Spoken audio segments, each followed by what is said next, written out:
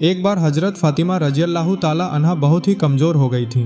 उनकी हालत इतनी ख़राब थी कि वह बिस्तर से उठ भी नहीं पा रही थीं। यह खबर जब हजरत मोहम्मद सल्लल्लाहु अलैहि वसल्लम तक पहुंची तो उन्होंने बिना देर किए फ़ौरन हजरत फातिमा रजी अल्लाह ताला अन्हा के घर जाने का फ़ैसला किया। नबी करीम सल्लल्लाहु अलैहि वसल्लम उनके दरवाजे पर पहुँचे और आवाज़ लगाई, फ़ातिमा। लेकिन अंदर से कोई जवाब नहीं आया। उन्होंने दूसरी बार पुकारा पर फिर भी कोई आवाज़ नहीं आई। तीसरी बार उन्होंने प्यार और फिक्र के साथ आवाज़ दी। इस बार अंदर से हजरत फातिमा रजी अल्लाह ताला अन्हा ने कमज़ोर आवाज़ में जवाब दिया, अब्बा जान, मैं दरवाज़ा कैसे खोलूँ? मेरे पास सिर्फ एक छोटी सी चादर है। अगर इसे पैरों की तरफ खींचती हूँ तो मेरा सिर खुला रह जाता है और सिर की तरफ खींचती हूँ तो पैर खुल जाते हैं। यह सुनकर रहमतुल लिल आलमीन सल्लल्लाहु अलैहि वसल्लम ने अपनी पगड़ी का एक हिस्सा दरवाजे के पास से अंदर की तरफ बढ़ाया और फरमाया, फातिमा, इसे अपने सिर पर ओढ़ लो। हजरत फातिमा रजी अल्लाह ताला अन्हा ने तुरंत वह कपड़ा सिर पर डाल लिया और दरवाज़ा खोल दिया। नबी करीम सल्लल्लाहु अलैहि वसल्लम जब अंदर गए तो देखा कि हजरत फातिमा की आंखें मुरझाई हुई हैं और चेहरा कमज़ोर हो चुका है। उन्होंने बड़े प्यार से पूछा, माँ, तुम्हें क्या हुआ है? क्या तुम बीमार हो? हजरत फातिमा रजी अल्लाह ताला अन्हा ने धीमी आवाज़ में कहा, अब्बा जान, कई दिनों से भूखी हूँ।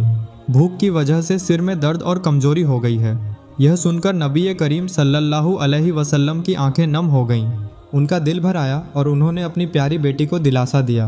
यह सुनकर हजरत फातिमा रजी अल्लाह ताला अन्हा को नबी करीम सल्लल्लाहु अलैहि वसल्लम ने फरमाया, मैं भी पिछले 3 दिनों से भूखा हूँ, लेकिन फातिमा, याद रखो, अगर मैं चाहता तो अल्लाह ताला मुझे दुनिया का सबसे बेहतरीन खाना खिला सकते थे, लेकिन मैंने दुनिया के बजाय आखिरत को प्राथमिकता दी है। इसके बाद नबी करीम सल्लल्लाहु अलैहि वसल्लम ने फातिमा से कहा, फातिमा, तुम सब्र करो, अल्लाह की कसम, जन्नत में तुम महिलाओं की सरदार बनोगी।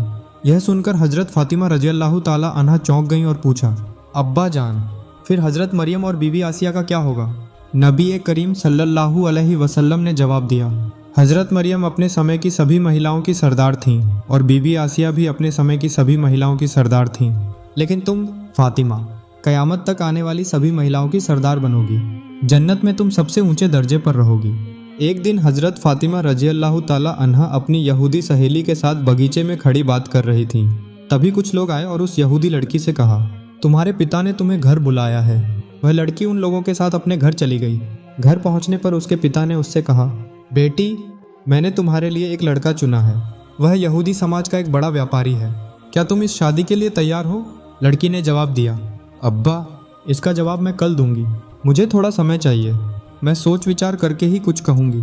उसके पिता ने कहा, ठीक है बेटी, आराम से सोचो और फिर अपना फैसला सुनाओ। इसके बाद वह यहूदी लड़की देर किए बिना हजरत फातिमा रजी अल्लाह ताला अन्हा के पास आई और कहा, मेरे अब्बा ने मेरे लिए एक लड़का चुना है। वह लड़का हमारे यहूदी समुदाय का एक बड़ा व्यापारी है। मेरे अब्बा चाहते हैं कि मैं उससे निकाह कर लूँ। अब आप बताइए कि मुझे क्या करना चाहिए?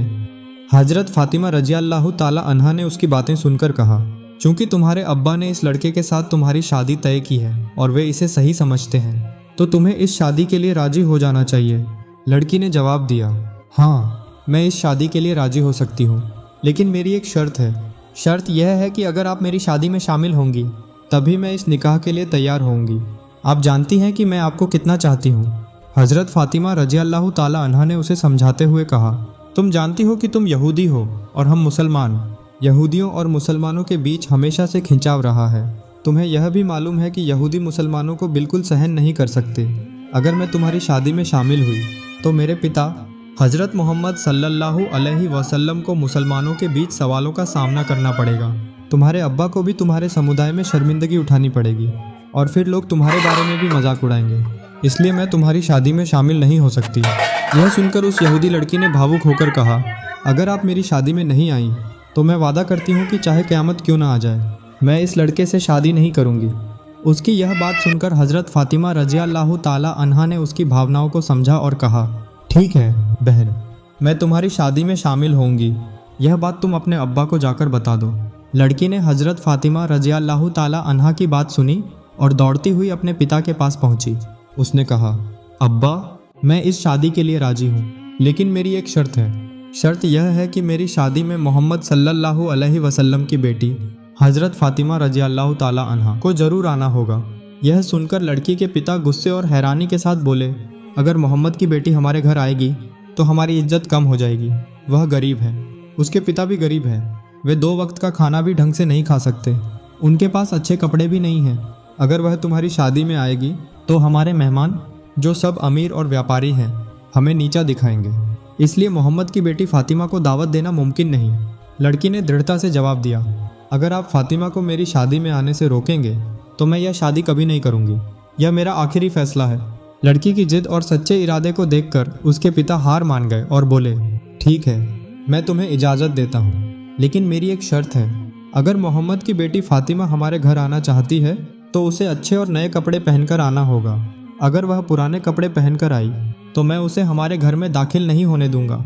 लड़की अपने पिता की बात सुनकर हज़रत फातिमा रज़ियल्लाहु ताला अन्हा के पास गई और कहा, हे बहन फातिमा, मेरे अब्बा नहीं चाहते कि आप मेरी शादी में आएँ, लेकिन उन्होंने एक शर्त पर इजाज़त दी है।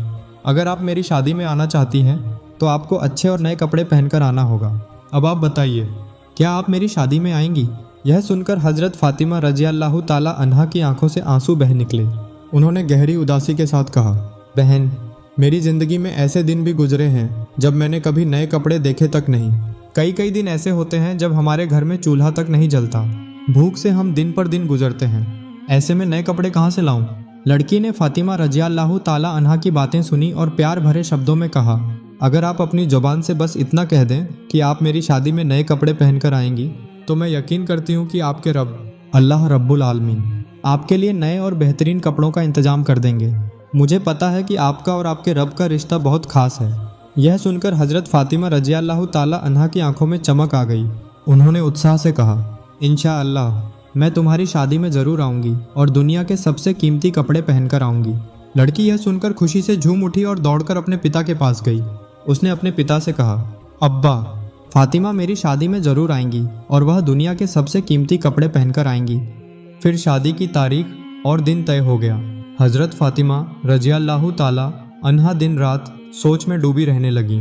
शादी का दिन करीब आ गया था और उन्होंने वादा किया था कि वह शादी में ज़रूर जाएंगी और नए कपड़े पहनकर जाएंगी, लेकिन उनके पास नए कपड़े थे ही नहीं। इस बात को सोचते सोचते उन्होंने अपनी जायनमाज, इबादत की चटाई बिछाई और नमाज पढ़ने बैठ गईं। सजदे में जाकर उनकी आंखों से आंसू बहने लगे। उन्होंने कहा, हे मेरे रब रब्बुल आलमीन, इस दुनिया में मेरा और आपका रिश्ता बहुत गहरा है। यह रिश्ता ऐसा है जिसे आज तक किसी ने नहीं जाना।